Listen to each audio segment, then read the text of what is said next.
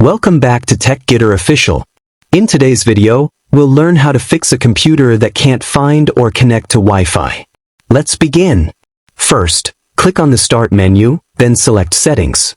Next, click on Network and Internet, and then select Change Adapter Options. Here, right-click on your Wi-Fi connection and select Properties. Now, double-click on Internet Protocol version 4, TCP/IPv4. Make sure the options Obtain an IP address automatically and Obtain DNS server address automatically are both selected. Click OK and close all windows. Try reconnecting to your Wi-Fi. If it doesn't work, move to the next step. Scroll down and click on Network Reset. Now click Reset Now and confirm by clicking Yes. Your system will restart and all network settings will be restored. After restarting, try connecting to Wi-Fi again. If the issue remains, continue to the next fix. Click on the search bar, type CMD, then right-click and select Run as Administrator.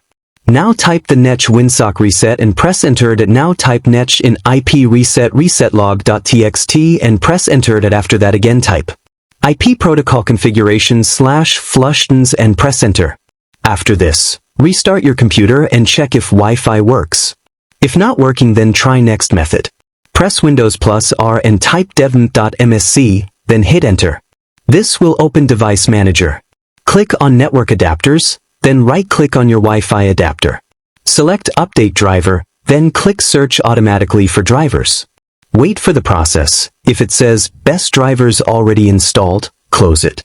Now, try connecting to Wi-Fi again. Your Wi-Fi should start working properly. That's it. Thanks for watching.